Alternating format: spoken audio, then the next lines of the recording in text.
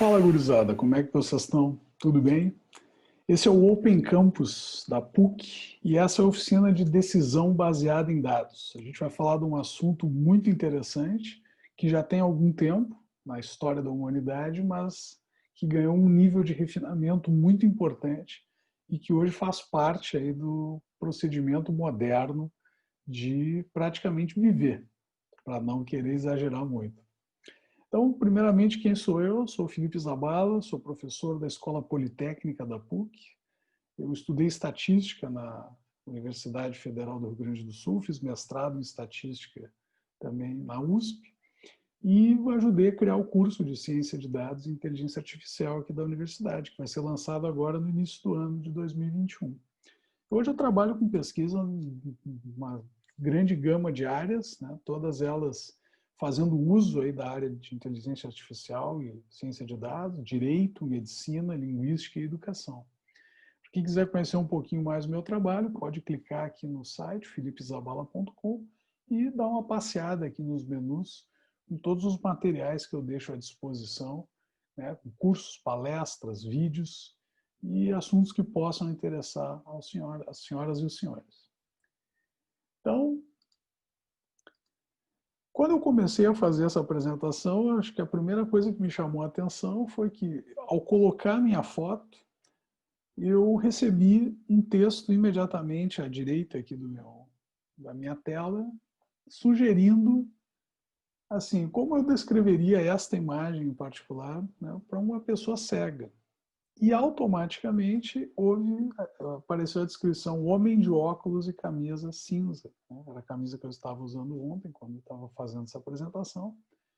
Então, essa foi uma descrição gerada automaticamente. Ou seja, o próprio PowerPoint, ele já possui dentro dele uma série de ferramentas de aprendizado de máquina que automaticamente leram a minha imagem, né, compararam com um banco de dados e geraram essa bela frase automaticamente, que descreve, né, a cena. Um homem de óculos e com uma camisa cinza. Isso que a minha foto está em preto e branco.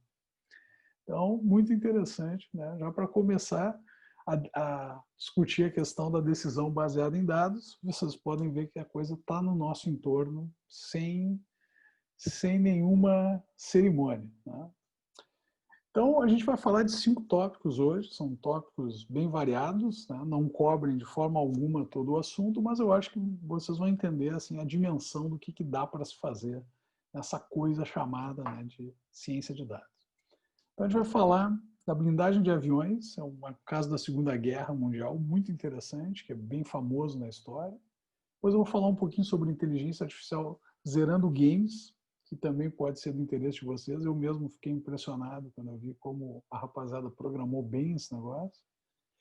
Como a gente pode monitorar o corona usando a própria ideia de ciência de dados, gerando música com inteligência artificial e depois reconhecendo falantes, que é uma pesquisa que a gente está fazendo aqui dentro da universidade.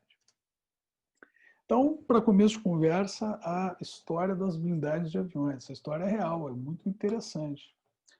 A situação era a seguinte: aviões na Segunda Guerra Mundial, né, iam para as batalhas e não retornavam. Parte desses aviões, né, eram abatidos em batalha, não tinha muito o que fazer. Né? Infelizmente, o piloto e o avião nunca mais retornavam à base. Porém, uma parte dos aviões retornavam, né? Apesar de muitos deles muito comprometidos em termos de fuselagem, né? Bala e tiro para tudo que é lado, eles voltavam para a base.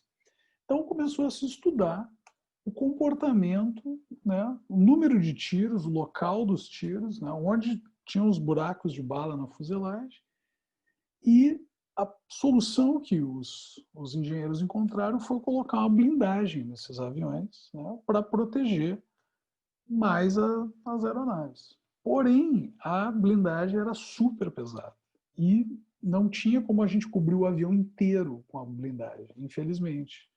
A gente teria que escolher muito cirurgicamente os locais onde nós colocaríamos essa blindagem nos aviões.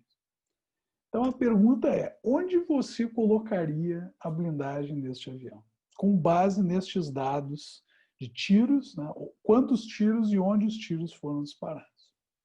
Bom, o Abraham Wald, que foi um matemático brilhante, fez muitas contribuições na área da probabilidade, da estatística e da matemática também, fazendo, né, uma implementação aí dos seus conhecimentos de probabilidade. Aqui eu deixei um print do artigo original, que vocês podem, inclusive, acessar com o link ali que eu deixei à disposição. É um documento aberto na internet. Ele concluiu, ao fazer uma série de considerações, que o melhor lugar para se colocar as blindagens, pasmem, era onde não havia as marcas de tiros. Vejam se vocês concordam com essa conclusão do Wald, né? Por que isso?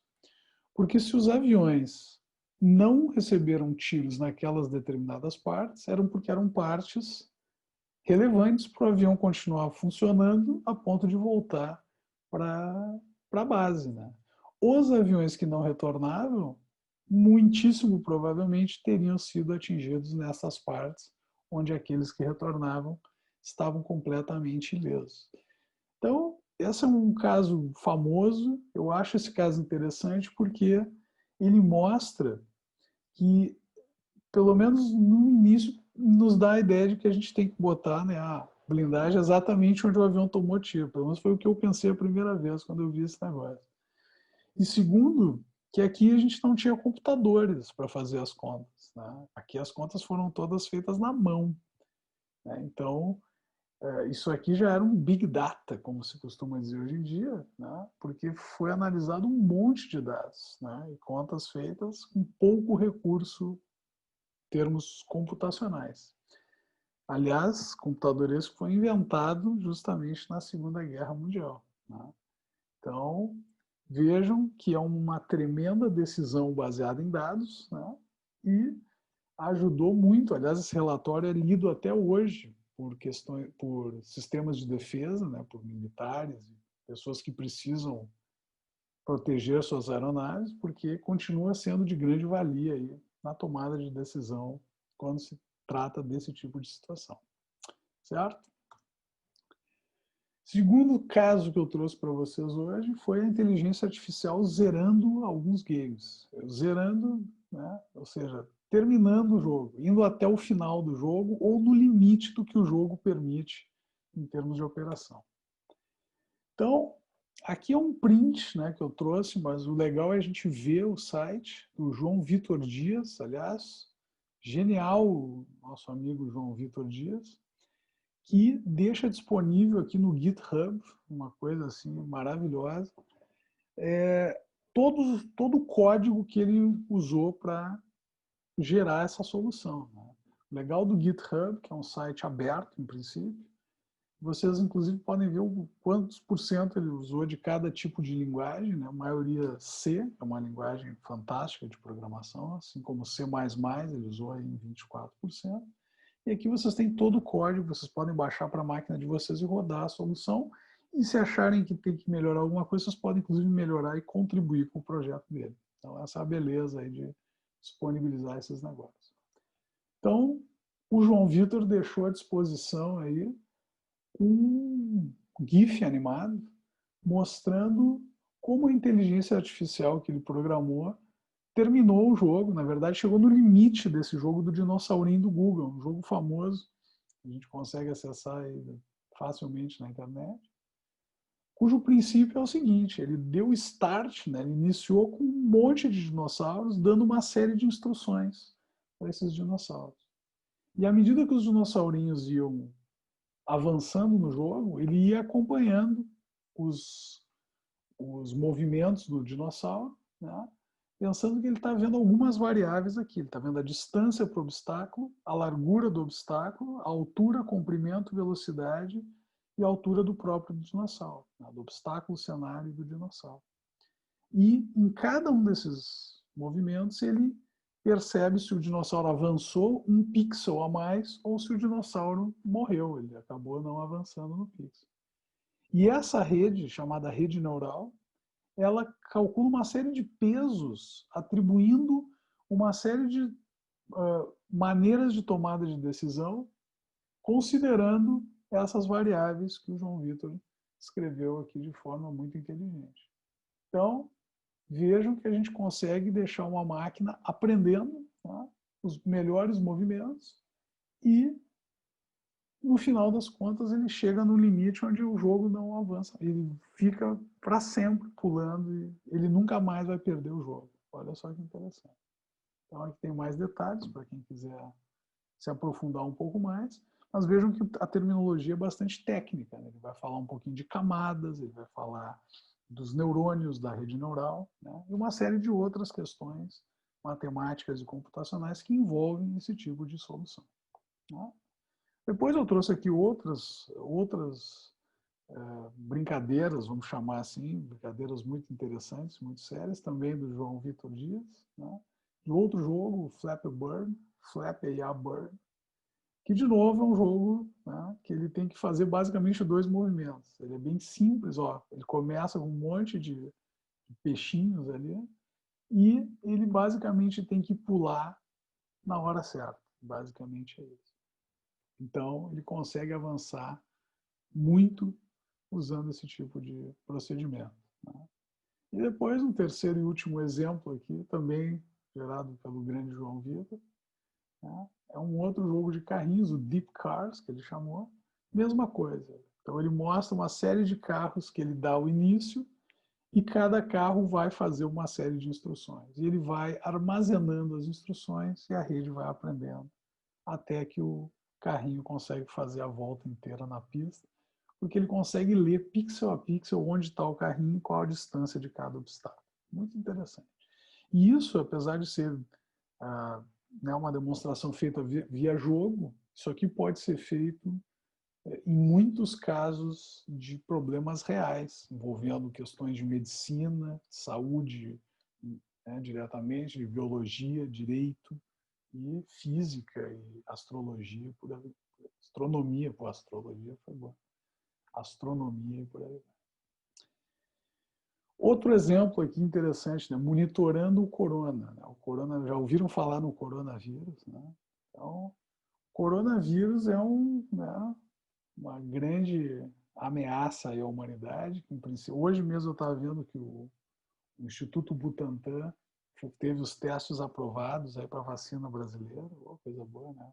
Feita em parceria com o laboratório chinês, mas ainda assim é um negócio não controlado no planeta. Então, esse painel, né, que o pessoal gosta de chamar de dashboard, como chamam em inglês, é um painel cheio de informações, ele traz uma série de informações, né? Eu não vou chamar tempo real, mas no tempo, uma melhor atualização de tempo possível. Então vejam que eu dei o print ontem à noite, era o dia 23/9, 10h23 da noite, pouco mais de 24 horas atrás. Estávamos com 31.783.107 casos em todo o planeta. Hoje, aqui atualizando, vamos ver, eu até já deixei aberto aqui, porque eu sabia que poderia demorar um pouquinho o carregamento. Então, dando uma olhadinha aqui, pô, agora, essas coisas, aspas ao vivo, sempre aqui, pronto. Então, 32, 135, 220. Então, veja que a gente aumentou aí uns bons 200, mais de 300 mil casos aí de ontem para hoje, em 24 horas. Então, eu digo para os meus alunos que isso aqui é uma aula de ciência de dados, né? Vejam que tem uma série de informações, além do número total de casos, ordenado por país. O Brasil está em terceiro lugar, no número absoluto de casos. Tá? Aqui vocês têm o número de mortes, estamos chegando a quase 1 milhão de mortes no mundo todo, né? Um monte de recuperados, né? Uma doença que ela não tem uma letalidade tão grande, mas ela é uma doença muito agressiva quando ela acontece. E se vocês quiserem saber especificamente de um local, por exemplo, o Brasil, basta vocês clicarem e o ambiente todo vai fazer toda a atualização do número de casos, do número de mortes e da série histórica que está sendo apresentada, né? Para a gente poder dar uma olhadinha. A Índia, que passou da gente aí há alguns dias, né? Vocês podem tentar ver se existe algum comportamento distinto. Vejo que a Índia, né, parece ainda estar numa numa ascendente aqui. Talvez esteja caindo um pouquinho, tomara que esteja reduzindo lá, né? O Brasil ele atingiu um platô, né, que parece estar diminuindo aqui, né? Isso tudo são dados descritivos, né? A gente só está vendo o que aconteceu. Mas isso aqui é um mapa muito interessante aí do que pode estar acontecendo dentro do desenvolvimento da doença. E esse tipo de ferramenta nos ajuda profundamente na tomada de decisão para que a gente consiga, então, decidir melhor políticas públicas e por aí vai. Então, esse é um belíssimo exemplo de um caso extremamente aplicado, extremamente real e de altíssima relevância, né? Organizar a informação para melhorar a tomada de decisão.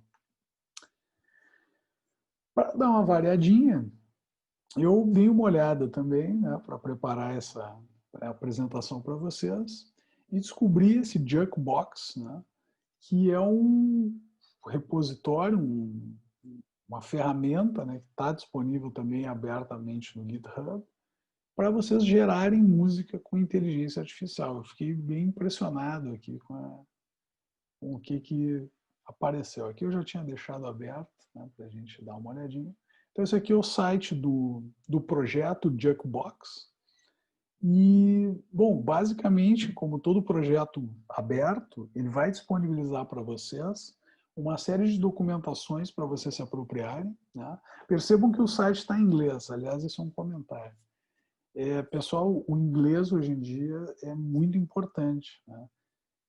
Vocês não precisam ser poetas em inglês, não precisam descrever uma paisagem cheia de adjetivos, mas vocês precisam ler inglês técnico, né? Porque a comunicação científica hoje se dá através do inglês. Já foi o francês, já foi o alemão, já foi o latim, hoje é o inglês, né? Para nossa sorte, porque pelo menos o inglês é uma língua mais fácil de se aprender, se comparado ao latim, francês ou alemão. Então, acostumem-se, né? Não importa a área que vocês vão se dedicar na vida de vocês, mas acostumem-se a ler um pouquinho, pelo menos o inglês técnico, tá? É uma sugestão, porque os bons materiais geralmente estão em inglês, porque assim o mundo inteiro consegue ler, né? A gente escrever nessa língua, muito mais gente acaba nos lendo. Então, aqui vocês têm uma série de exemplos gerados por este algoritmo do Jukebox, né? Então, eu vou dar o play aqui, acho que vocês vão conseguir ouvir.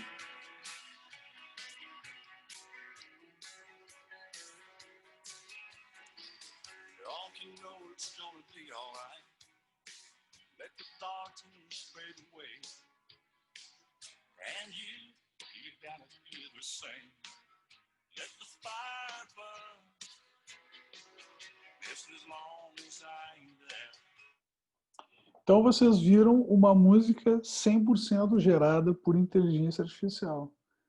Então o que ele está dizendo aqui? O Jukebox produz uma grande variedade de músicas e estilos de canto, né? E generaliza isso para as letras que não são vistas durante o treinamento. Ou seja, todas as letras abaixo foram coescritas, ou seja, escritas em paralelo pelo modelo de linguagem e por pesquisadores do OpenAI. Então, ele basicamente musicou todas essas letras escritas por esses pesquisadores do OpenAI, mas vejam que eles não escreveram a música junto com a letra. Eles deram a letra e o algoritmo fez toda a composição que vocês acabaram de ouvir, né?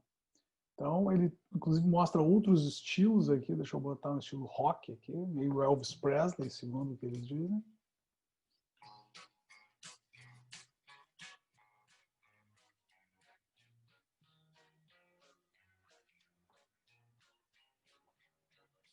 Dusty tails, almost scarred, but the left edge tells the heart.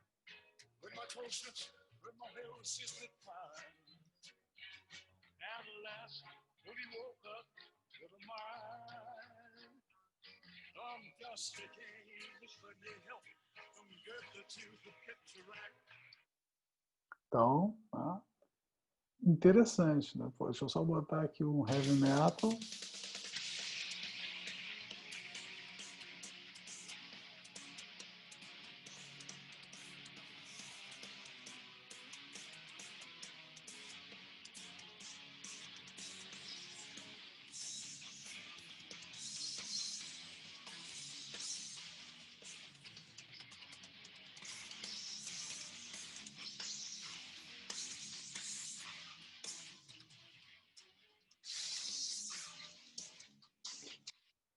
Nervoso o som, hein? Mas é isso aí. Vejam que já estamos nesse nível. Aí vocês podem dizer, pô, mas pô, eu queria fazer isso também, né? Como é que a gente faz? Bom, é aí que entra. Bom, aqui ele está explicando todo o algoritmo, né? Como funciona, e aqui tem uma matemática, uma computação, uma estatística de altíssimo nível, né? Mas está tudo bem explicado, tudo aberto, tudo, né, livre para qualquer interessado estudar. E eles deixam à disposição também no GitHub, isso é uma prática moderna, né, de disponibilização, todo o código que gera esse GitHub. E eu fiz o teste, né, para instalar esse negócio todo e tentar fazer funcionar no meu computador, né? Mas o computador requer, para fazer toda essa operação, ele requer uma placa 3D, né? Eu até tenho uma placa 3D. Eu cheguei a começar a fazer os testes. Eu estou num laptop aqui do MacBook Air. E o meu computador, que tem uma placa 3D, está ali. Ó. Não sei se vocês conseguem enxergar no canto lá. Está até com um ventilador em cima, que é onde eu uso para fazer as contas. Aquela máquina ali é uma máquina mais potente, que eu uso para fazer minhas contas mais pesadas. E aquela máquina tem uma placa 3D. Né? Mas eu tentei começar aqui, tentei dar uma enganada no algoritmo e não consegui. Mas fato é, com uma máquina com uma placa 3D, essa que vocês usam para jogar videogame, e usando um Linux, que é o que eu recomendo para que fique mais fácil de operar, tá? Vocês têm aqui uma série de linhas de comando que vocês vão rodando e vocês vão instalando tudo o que precisa. Mas vejam que vocês têm que fazer uma série de operações assim, razoavelmente bem elaboradas. Né? E nem sempre, quando a gente vai instalar essas coisas, dá tudo certo. Às vezes a gente vai rodar um negócio, o cara diz, ó, roda essa linha de comando. A gente roda a linha de comando e erro. Então a gente tem que, com muita calma, ler o que o erro nos indica, porque pode ser que esteja faltando alguma biblioteca, alguma coisa, né? Então não é assim, aperta o botão e sai tudo funcionando. Isso aqui é uma coisa feita com muito detalhe. E tem muita coisa por trás de todas essas instalações. Então, a parte interessante é vocês conseguem gerar a música dentro da máquina de vocês. Tá? Então, eu só não rodei porque justamente eu não estava trabalhando na minha máquina que tem a placa 3D, né? Mas eu consegui instalar boa parte dessas bibliotecas no meu laptop. Né? Então, vocês conseguem brincar com esse negócio de forma bem interessante. Então, fica aí a dica para quem tem alguma intimidade aí com o Python, né? Que vocês tentem rodar esse negócio aqui. Né? E aqui ele está dizendo 85,8% de Python, 8,7 CUDA, que é um pacote que gerencia as placas 3D, escrito pela NVIDIA, né? E depois outras coisas, Jupyter Notebook, que é só uma cara bonita, vamos chamar assim, é um código de Python, e um pouquinho de outras linguagens. Vejam que é bem comum a gente hoje mesclar linguagens de programação. Né? Então, para quem não conhece o Python, né, python.org é o site, né, do projeto oficial do Python, que é uma poderosíssima linguagem de programação livre. Né? Livre no sentido de não só não custar dinheiro, mas livre no sentido de vocês poderem abrir o código e saber como a linguagem é programada. E se quiserem, vocês podem, inclusive, melhorar a linguagem, programar as funções de vocês, e se tiverem afim, ainda disponibilizar para a comunidade fazer um bom uso, né, dos recursos que vocês estão entregando aí para o mundo. Né? Então, é assim que a coisa funciona, né? Cada um de nós é um operário, digamos assim, dessa grande máquina de análise de dados, cada um fazendo a sua contribuição, né? A coisa anda a passos largos, como a gente está vendo. Então, brincamos aí de gerar música. E, por fim, a última situação, última história que eu tenho para mostrar para vocês é o que a gente está fazendo hoje em termos de pesquisa, né, dentro dos laboratórios que eu participo, do qual eu faço parte, onde nós temos uma questão hoje de perícia criminal. Né? Hoje a gente trabalha junto com peritos, né, da polícia aqui do Rio Grande do Sul, do Instituto Geral de Perícia, né? E eles têm a necessidade de avaliar, comparar locutores. Né? Vocês têm uma gravação de um suspeito e vocês têm uma ou mais pessoas que podem ser o dono daquela voz. Então, a gente precisa dar um jeito de criar um mecanismo para medir o quão próximo ou distante está a voz da pessoa que está na frente do perito, capturando a voz, daquela voz gravada que está, né, provando ter sido cometido um crime. Então, hoje existem alguns softwares chamados proprietários, que são softwares que prometem fazer esse batimento. Né? O problema dos softwares proprietários é que, desses que eu estou falando de reconhecimento de voz, eles são muito caros, assim, custam milhares de reais ou até dólares, dependendo de quem vende o software para vocês. E mais, ao contrário do software livre, ele é um software fechado. Ele não vai mostrar para vocês como ele é programado. Vocês só podem usar os recursos que ele disponibiliza para vocês. O que para a perícia técnica é muito ruim, porque se alguém contestar por que exatamente o algoritmo decidiu por aquele tipo de comparação, ou disse que era diferente, ou disse que era parecido, a pessoa que está usando o software proprietário não tem como investigar mais a fundo exatamente o procedimento que está sendo realizado. Então, o nosso grupo de pesquisa, o LAFA, Laboratório de Áudio e Fonética Acústica aqui da Universidade da PUC, que é composto por gente das mais variadas áreas, cientistas de dados, estatísticos, linguistas, engenheiros. Nós estamos desenvolvendo um projeto em software livre, para que qualquer pessoa possa fazer uso de um material, de software que faça o reconhecimento de falantes. Então, aqui eu estou mostrando o resultado de um teste que nós fizemos, foi o primeiro teste que foi promissor, que nós fizemos o teste, eu e mais 2 colegas, outro homem e uma mulher. Então, nós 3, eu, outro colega homem e a colega mulher, fizemos 5 repetições de uma leitura de um título, de um cartaz que tinha lá no nosso laboratório. Então, cada um de nós repetiu aquele título, né, lido 5 vezes. Então, nós tínhamos 15 áudios, 5 meus, 5 do outro colega homem e 5 da colega mulher. E nós usamos um modelo chamado de Support Vector Machine, que é um dos tantos possíveis modelos, mas foi o que a gente testou no momento, para fazer a classificação. Então, o que a gente fez? A gente pegou aqueles 15 áudios, a gente extraiu informações